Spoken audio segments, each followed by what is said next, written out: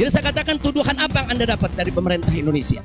Oh, Anda ini melarikan diri dari Jakarta karena ada kasus hukum. Saya tunjukkan, ini SP3. Silakan Anda baca. Begitu mereka baca, mereka kaget. Oh, ini kan hukum sudah selesai. Kenapa kok masih dilaporkan Anda tetap bersalah? Jadi pemerintah Saudi sendiri yang menilai ya. Nah kemudian yang kedua, waktu kasus Bandung, saya bilang juga udah nggak ada perkara, punya SP3. Saya terjemahin lagi SP3-nya. Saudara. Nah terakhir mereka bilang katanya Anda ini dikejar-kejar badan intelijen dari negara Anda. Saya bilang enggak, saya nggak punya persoalan dengan badan intelijen. Oh, tapi ini ada laporan. Anda bisa buktikan kalau Anda tidak punya permasalahan dengan badan intelijen Indonesia. Punya. Loh, apa buktinya? Saya punya dokumen perjanjian antara saya dengan badan intelijen negara Indonesia. Saya terjemahkan lagi dalam bahasa Arab. Resmi di situ, saudara. Dan dokumen ini kan belum saya buka ke masyarakat ya, ikhwan. Saya pikir nggak ada perlunya saya buka ya, ikhwan, kecuali kalau darurat saya tunjukkan. Mereka kaget loh. Anda punya perjanjian begini bagus dengan negara, Anda tidak punya masalah. Kok dilaporkan macam-macam? Nah ini yang jadi persoalan ya, ikhwan. Ala kulli hal, singkat cerita, kalau saya cerita terlalu panjang, saudara, akhirnya pemerintah Saudi ini, otoritas yang berwenang di bidang ini, mereka justru akhirnya minta maaf. Mereka bilang nahnu natawarrat, nahnu ghautan, kami salah, kami sudah melewati batas wewenang yang kami punya, kami minta maaf karena memang ini kesalahan dari informasi yang kami terima. Nah, jadi supaya Anda tahu, akhirnya mereka tidak mengganggu kita sama sekali.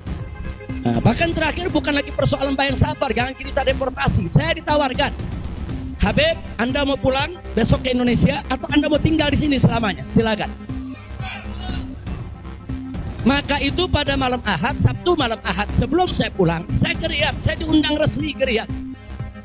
Saya diundang resmi ke Riyadh, saya ketemu petinggi di sana ya, kawan. Mereka tawarkan mau tinggal di sini, kita berikan iqamah, kita berikan izin tinggal, masuk umur hidup pun boleh. Silakan Anda memutuskan. Enggak, saya enggak punya persoalan sama pemerintah Saudi, ya kawan. Jadi bohong kalau ada yang bilang saya punya persoalan. Jadi makanya kalau pejabat tuh jangan sembarang bicara. Kalau mau bicara tuh mesti punya data dong. Masa pejabat bicara nggak pakai data? Kalau nggak pakai data, pedagang kopi di warung-warung.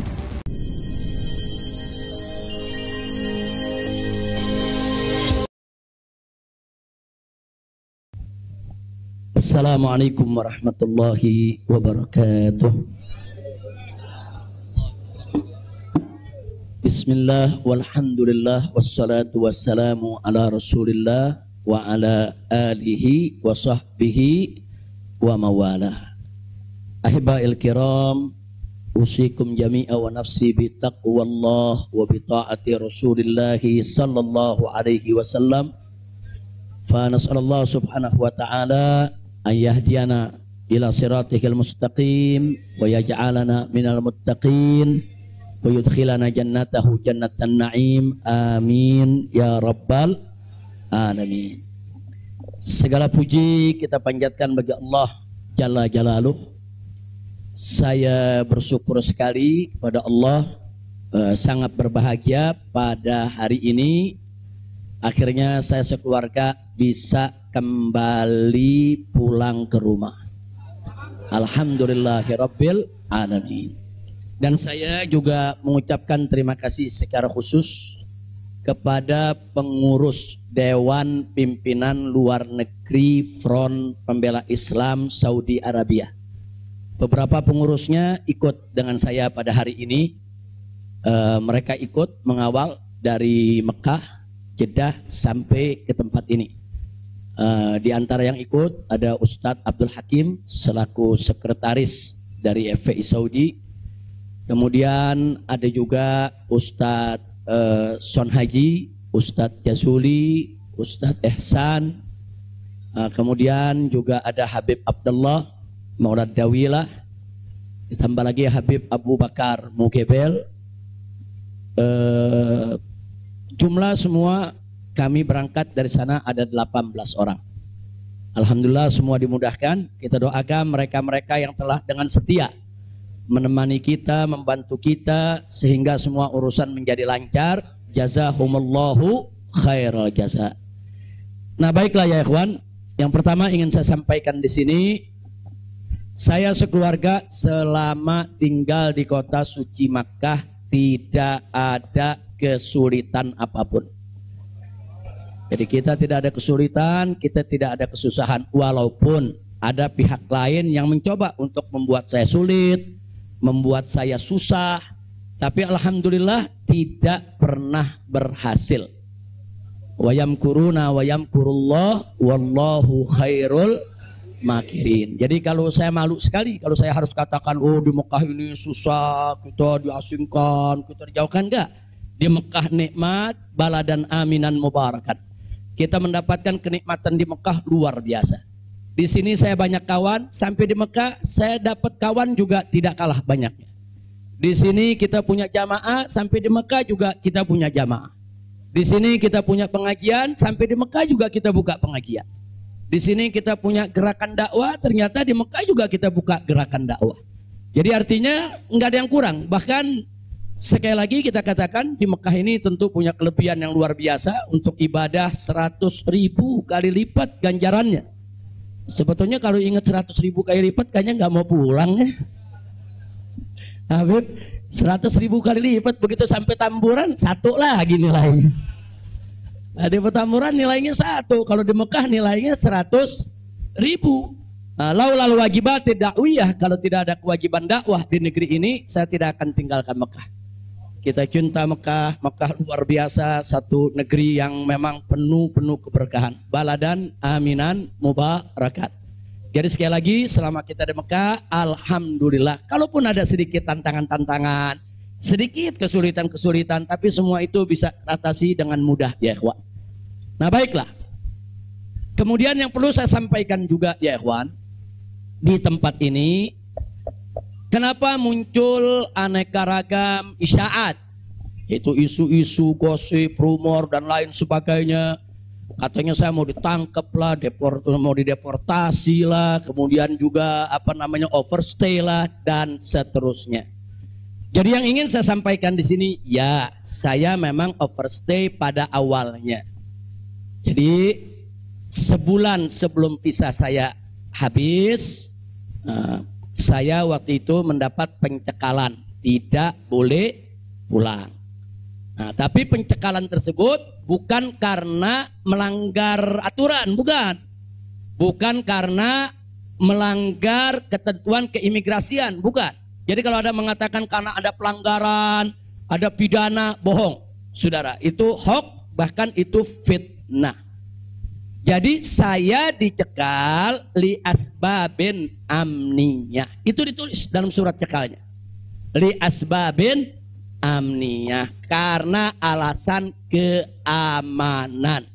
Nah biasanya kalau alasannya melanggar di situ ditulis mukhalafatun nizam atau at-takhalluf anin nizam. Nah itu namanya melanggar aturan. Nggak ada di dokumen saya, tidak ada kalimat at-takhalluf anin nizam atau mukhalafatun qanun. Nggak ada. Yang ada adalah li asbabin amniyah, untuk alasan keamanan. Nah, tentunya saya tidak diam. Saya terus melakukan lobby dengan pemerintah Saudi, dengan otoritas Saudi. Ini asbabun amniyah yang bagaimana maksudnya. Kemudian kenapa saya tidak bisa keluar dan seterusnya. Ini terjadi pembicaraan yang cukup panjang ya ikhwan. Tapi memang mereka sendiri mengaku. Jadi saya ini di sana diperiksa oleh Badan Intelijen Saudi, saya diperiksa oleh Dewan Keamanan Saudi, saudara. Nah, belakangan, saudara, kenapa saya diperiksa? Mereka mendapatkan laporan sampah dari negeri ini ya. Jadi mereka bilang ini zubalah. Nahnu nahsul alal maklumat kadzibah. Kita mendapat informasi yang bohong. Bahkan mereka bilang zubalah itu sampah ya kawan. Informasi sampah tentang Anda. Jadi katanya saya ini buronan, melarikan diri, ada persoalan hukum yang saya hadapi, saya ini katanya red notice. Kemudian ada lagi yang mengatakan kalau saya ini saudara orang politik yang selalu bikin keributan di mana-mana, nanti bahaya untuk keamanan Saudi. Nah ini laporan-laporan semacam ini, saya tidak mau menuduh siapa yang melapor si A atau si B atau si C ya ikhwan.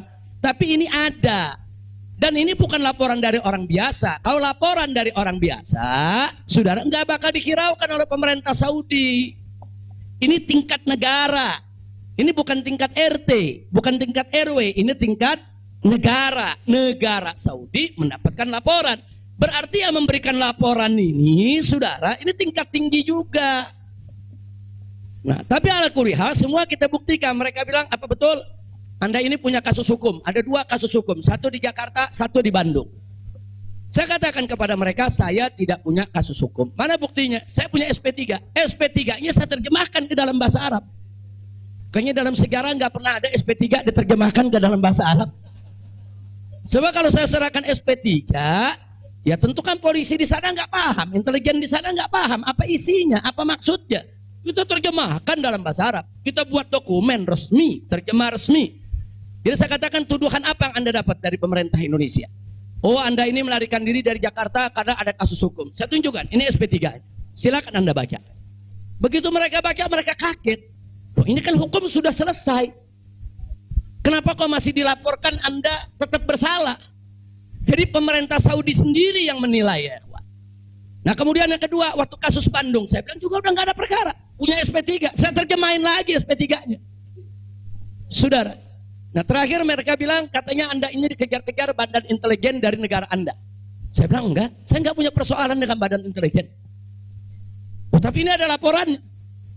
Anda bisa buktikan kalau Anda tidak punya permasalahan dengan badan intelijen Indonesia? Punya.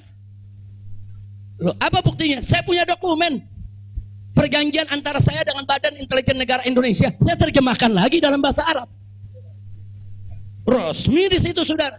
Dan dokumen ini kan belum saya buka ke masyarakat ya, ikhwan. Saya pikir nggak ada perlunya saya buka ya, ikhwan, kecuali kalau darurat saya tunjukkan. Mereka kaget loh. Anda punya perjanjian begini bagus dengan negara, Anda tidak punya masalah. Kok dilaporkan macam-macam? Nah ini yang jadi persoalan ya ikhwan. Ala kulihal singkat cerita, kalau saya cerita terlalu panjang, saudara, akhirnya pemerintah Saudi ini, otoritas yang berwenang di bidang ini, mereka justru akhirnya minta maaf. Mereka bilang nahnu natawarrat, nahnu ghaltan, kami salah, kami sudah melewati batas wewenang yang kami punya, kami minta maaf karena memang ini kesalahan dari informasi yang kami terima. Nah, jadi supaya Anda tahu, akhirnya mereka tidak mengganggu kita sama sekali. Nah, bahkan terakhir bukan lagi persoalan bayang safar, jangan kita deportasi. Saya ditawarkan, Habib, Anda mau pulang besok ke Indonesia atau Anda mau tinggal di sini selamanya? Silakan. Maka itu pada malam Ahad, Sabtu malam Ahad, sebelum saya pulang, saya ke Riyadh, saya diundang resmi ke Riyadh.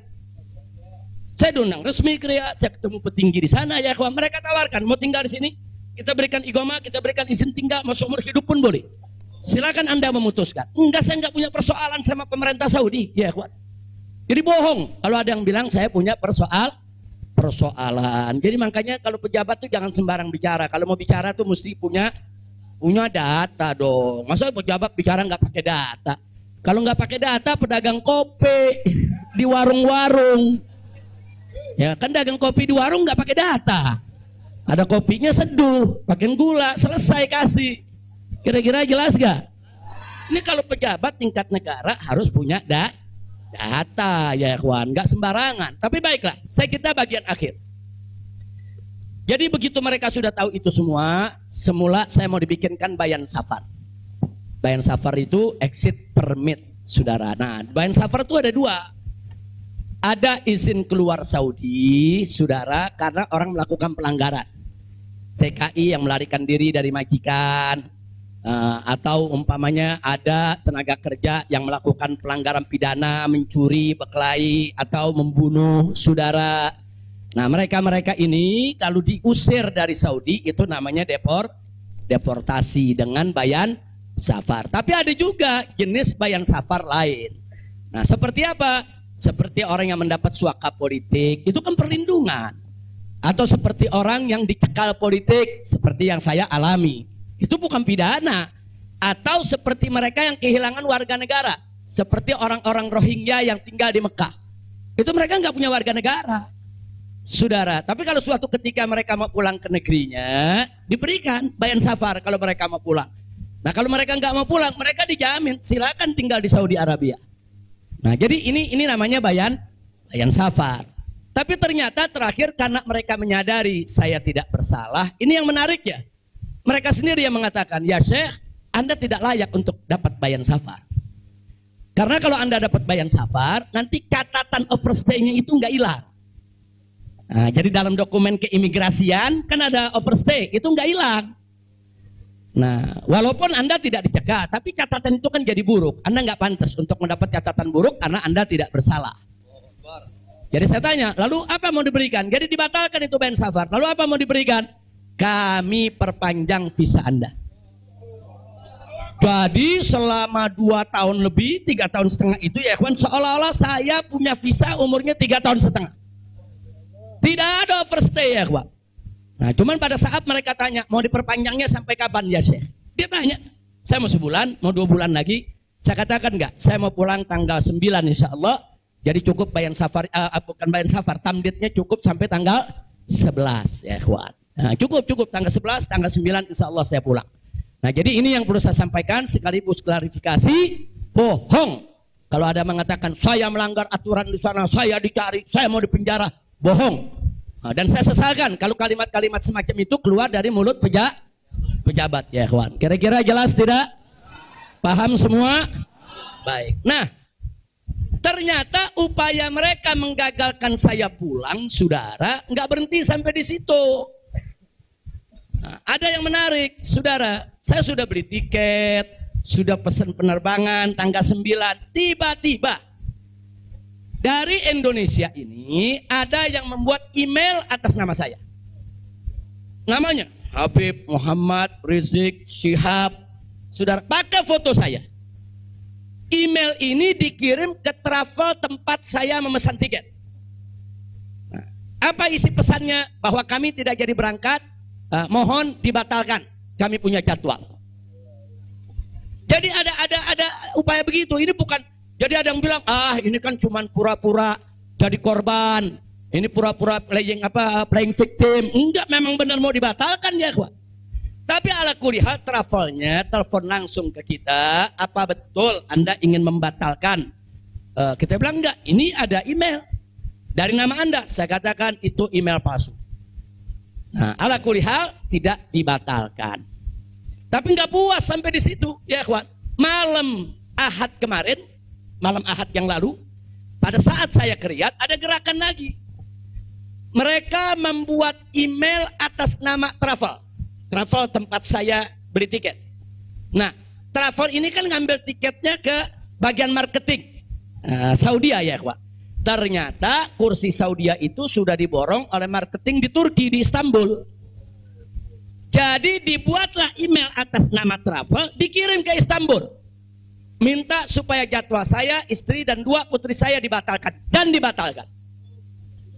Nah, jadi malam Ahad itu sudah batal. Saya punya jadwal ya, Pak. Tapi saya katakan kepada teman-teman pengurus FPI di Mekah, jangan diumumkan. Diam, kalau diumumkan ini nanti, kalau ini diumumkan ya ikhwan, padahal kita kan masih punya peluang untuk melawan itu. Kita masih punya peluang untuk memperbaharui. Kita masih punya peluang untuk beli tiket lain. Maka itu kita diam, tidak kita umumkan. Kalau yang pertama kita umumkan. Pembatalan yang pertama itu kita umumkan. Yang kedua tidak kita umumkan. Nah, tujuan saya kedua untuk tidak diumumkan apa? Supaya musuh-musuh, penjahat-penjahat, bajingan-bajingan yang membuat itu sudah merasa menang ya ikhwan. Nah, dia mereka merasa menang, ketawa-ketawa, udah batal lo. Nah, besok kalau lo ke airport, begitu masuk ke counter, nama sudah tidak ada. Biarin aja dia senang ya ikhwan, nggak apa-apa, biar dia senang. Jadi sengaja kita biarkan. Nah, kemudian kita hubungi travel yang ada, kita minta untuk ganti kode booking. Nah, ada tambahan biaya, kita tambah biayanya. Tetap kita minta tanggal itu untuk kita dapat kursi. Dan kita dapat. Kita diam ya ikhwan. Kita nggak umumkan kalau kita punya tiket baru. Nah ini kita tidak umumkan. Lancar semua. Tapi ternyata jebol juga informasi ke mereka kalau saya punya tiket baru ya ikhwan. Lalu apa yang terjadi? Pesawat berangkat jam 7. Dari jam 11 siang saya sudah kirim orang untuk check-in. Jam 2 kita sudah full semua, kita sudah dapat check-in. Barang sudah masuk. Tiba-tiba jam 4 sore di airport dapat panggilan, saya punya putri yang satu tiketnya batal. Ini permainan gila-gilaan ini ya, kawan. Nah, kita tanya, kita konfirmasi ini bagaimana bisa batal ini? Ya alasannya katanya ada ATM palsu lah. Ada orang mengaku bahwa ATM-nya dipakai lah, duitnya dicuri lah, dan lain sebagainya. Tapi tujuan dia, kalau saya punya putri itu batal, saya nggak bisa berangkat. Kenapa? Karena saya kafilnya. Nah, peraturan di Saudi nggak boleh kafil keluar. Saya ini kafilnya kalau anaknya tidak keluar. Kalau anak istri keluar, saya tidak keluar masih boleh. Tapi kalau saya keluar, sementara anak istri tidak keluar, nggak boleh. Itu peraturan di Saudi. Jadi sekarang dia batalkan satu supaya saya nggak ikut berangkat ya, kawan. Nah, jadi ini terjadi. Nah, jam 4 sore itu kita berkutat. Tapi alhamdulillah, saudara, otoritas Saudi bantu kita. Mereka juga terkaget-kaget. Oh, ini ada apa ini, kok pembatalan bisa begini? Mereka nggak pernah alami ini semua ya, kawan. Nah, akhirnya jam 5 sore semua bisa teratasi. Jam 6 sore kita sudah masuk ke ruang tunggu dan jam 7 kita sudah bisa berangkat. Alhamdulillah. Nah, di sini yang saya ingin sampaikan ya, kawan. Kalau Allah sudah menentukan kita pulang, mau kekuatan apapun yang mencoba untuk menghalangi tidak akan pernah mampu untuk melawan kehendak Allah. Alhamdulillah. Dan Nabi sudah mengingatkan kita, saudara. Sudah mengingatkan kita dari jauh-jauh hari, hatta manusia dan jin ini bersatu untuk memberikan manfaat kepada engkau, tidak akan pernah bisa kecuali manfaat yang sudah ditetapkan oleh Allah. Begitu juga saudara, manusia dan jin rame-rame bersatu untuk mencelakakanmu. Saudara, tidak akan pernah kamu bisa celaka kecuali sesuatu yang sudah ditetapkan oleh Allah. Maka itu saya mengajak semua di sini belajar dari ini semua. Saudara, dekatkan diri kepada Allah, tingkatkan tawakal kita, jangan takut dengan orang-orang yang ingin berbuat jahat kepada kita semua. Enggak usah khawatir. Wa yamkuruna wa yamkurullah wallahu khairul. Makin tancapkan dalam diri kita la haula wala quwwata illa billahil aliyil azim. Tancapkan itu ya kawan. Jangan pernah takut. Nah, buktinya akhirnya kita bisa pulang. Alhamdulillah. Hada min fadli rabbi liyabluwani ashkur am akfur ya kawan. Dan memang kemarin itu pada saat saya ke imigrasi Saudi, mereka juga bingung. Karena ini bukan urusan imigrasi, tapi ini otoritas keamanan nasional Saudi. Mereka bilang nggak pernah ada orang pakai bisa ziarah orang asing, bisa hidup 3,5 tahun di Saudi tanpa denda, tanpa blacklist. Nah, ini semua karunia dari Allah. Jadi tidak benar kalau kita di sana kesulitan, kesusahan, enggak. Kita di sana senang, kita di sana bahagia, bahkan sedih sekali kita tinggalkan Mekah kalau tidak ada kewajiban dakwah di sini. Sekali lagi saya katakan, saya tidak ingin meninggalkan Mekah. Di Mekah semua Allah ganti, lebih indah yang Allah ganti ya kawan. Saya di sana rezeki mengalir terus, makan, minum semua serba berkecukupan, dikit Allah tidak kurangi. Bahkan apa yang kita dapatkan di sana jauh lebih nikmat, lebih berkah ketimbang sebelum saya ke kota suci Makkah. Jadi sekali lagi, alhamdulillah, kalau kita berjuang di jalan Allah, percayalah Allah tidak akan pernah meninggalkan kita. Enggak, Allah enggak bakal tinggalin kita ya kawan. Dimanapun kita berada, Allah enggak bakal tinggalkan kita. Kalau kita berjuang untuk Allah, intan surullah yang surkum. Jika kamu ya ayyuhalladzina amanu, hai orang-orang yang beriman, intan surullah, jika kamu memenangkan Allah, membela Allah, berjuang untuk Allah, yang surkum, niscaya pasti Allah akan memenangkan kamu sekalian. Jadi jangan takut. Allah dengan caranya Allah punya kemauan ya, Pak. Allah akan selamatkan kita, Allah akan lindungi kita, Allah akan beri keberkahan kepada kita. Dan selama di Mekah, alhamdulillah, saya juga sudah menyelesaikan yaitu disertasi doktor saya sebanyak 1000 halaman ya, Juan. Dalam bahasa Arab, alhamdulillah semua berkah. Dan saya punya putri juga yang tinggal di Mekah, akhirnya punya kesempatan menghafal Al-Quran. Akhirnya mereka sudah lebih dari 10 juz hafal Al-Quran. Ini semua yang di sini kita nggak dapat, di Mekah kita dapat. Alhamdulillah, setiap tahun kita bisa melaksanakan ibadah haji, setiap minggu kita bisa melaksanakan ibadah umroh, kita bisa iktikaf di masjid, bebas. Saya bisa ke Madinah, ke Jeddah, ke Taif, ziarah kemana-mana tempat. Tidak pernah dilarang oleh otoritas Saudi. Jadi sekali lagi saya tandaskan, kalau ada mengatakan di sana saya nih kriminal, melanggar hukum, berurusan dengan hukum Saudi, bohong. Nah begitu sekali lagi lewat forum ini saya ingin sampaikan terima kasih kepada pemerintah Saudi. Saya sampaikan terima kasih kepada pemerintah Saudi dan apresiasi yang tinggi di mana selama keberadaan saya 3,5 tahun di sana, mereka telah memperlakukan saya secara baik, kemudian mereka telah memberikan segala kemudahan. Jazahumullahu khairal jaza. Ya kita yang baik kita apresiasi, yang tidak baik kita kritisi. Nah jadi kalau ada mengatakan Habib kok terima kasihnya sama pemerintah Saudi aja, pemerintah Indonesia bagaimana? Ya baik dulu dong. Kalau baik nanti kita terima kasih. Kira-kira betul gak? Betul gak? Kalau pemerintah baik wajib gak terima kasih? Wajib, kita apresiasi. Kok Habib belum terima kasih? Ya belum baik. Tunggu baik dulu. Kalau baik kita terima kasih. Kayak kemarin Pak Mahfud mengumumkan yang mau jemput silakan. Nah baik gak tuh? Kita terima kasih. Terima kasih Pak Mahfud. Umat akhirnya diizinkan untuk menjemput. Alhamdulillah. Tapi pada saat Pak Mahfud bilang Habib Rizik ini deportasi kriminal, itu baik apa enggak? Enggak terima kasih. Jadi kita objektif aja. Yang baik kita terima kasih, yang enggak baik kita luruskan. Insya Allah. Nah ini yang saya mau sampaikan semua. Jadi tenang-tenang saja. Biarkan nanti beri kesempatan saya supaya istirahat dulu. Ya ikhwan, insya Allah nanti kita dakwah lagi, kita keliling lagi, bikin pengajian lagi. Mudah-mudahan Allah Subhanahu Wa Taala memudahkan segala urusan kita. Jadi di sini saya mau tandaskan sebelum saya akhiri sekali lagi, kita yang ada di sini, habaib ulama, sekali lagi, kita bukan musuh pemerintah, kita bukan musuh negara, kita bukan musuh tentara, kita bukan musuh polisi, kita musuh kezaliman, kita musuh kecurangan, kita musuh kemunafikan, kita musuh segala kejahatan, betul? Betul? Nggak ada kompromi saudara. Melawan kezaliman, kemunafikan, kejahatan, tidak ada kompromi. Kalau ada mengatakan Habib Rizik bisakah ke depan ini kita melakukan rekonsiliasi? Saya katakan sekali lagi, rekonsiliasi hanya bisa berdiri atas dasar niat dan tekad yang baik ya ikhwan. Tapi kalau rekonsiliasi berdiri atas dasar kecurangan, kezaliman, kejahatan, saudara, tidak mungkin.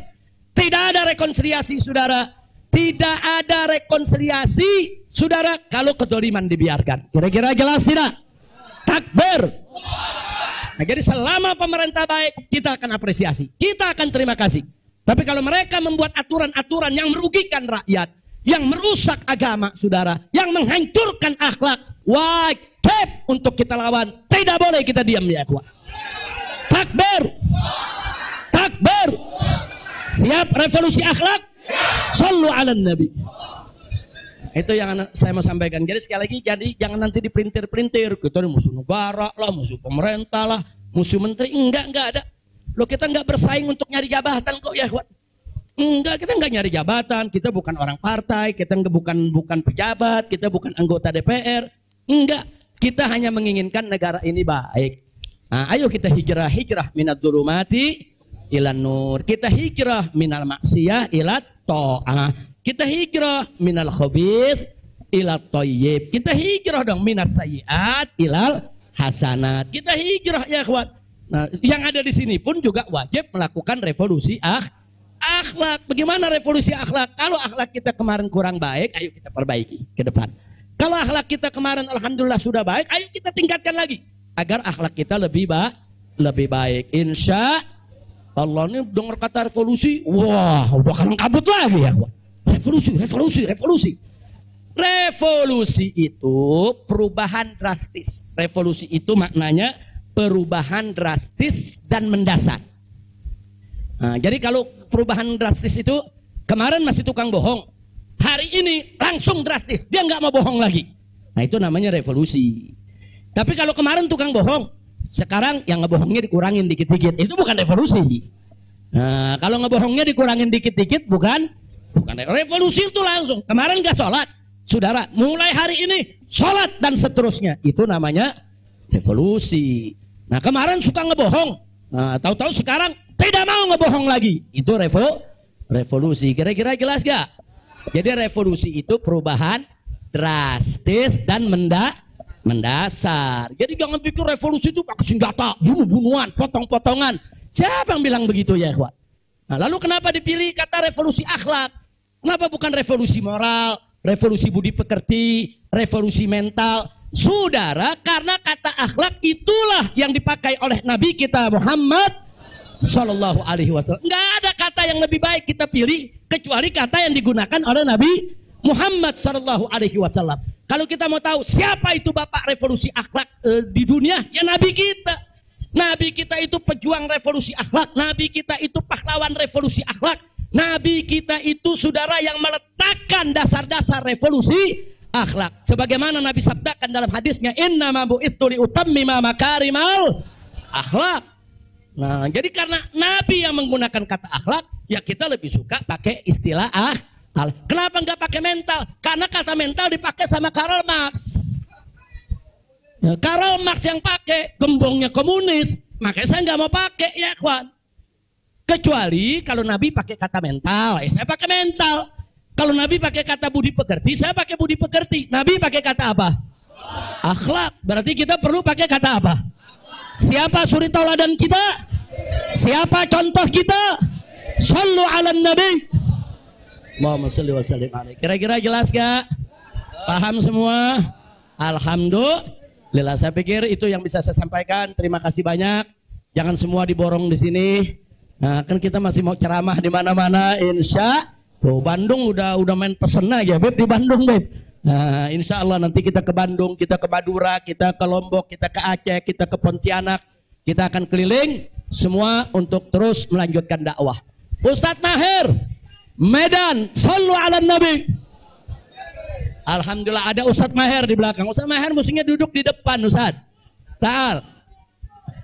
Lampung, insya Allah. Palembang, insya Allah. Nah, ini Habib Hamid bilang jangan jauh-jauh dulu, Pondok Rangon, Jakarta. Al-Jiran Ahad katanya. Khair, insya Allah kita lihat, mudah-mudahan saya sehat walafiat. Dan tadi saya minta maaf, ada sempat kecapean kita. Akhirnya saya turun, saya nggak bisa lagi berdiri. Sempat tidur 10 menit itu di bawah, nggak kuat karena dehidrasi. Itu terlalu haus, terlalu capek ya kawan. Tapi alhamdulillah setelah 10-15 menit kita bisa berdiri lagi. Alhamdulillah. Nah itu saja yang bisa saya sampaikan. Jazakumullah khairal jaza. Hanif bawain ke sini.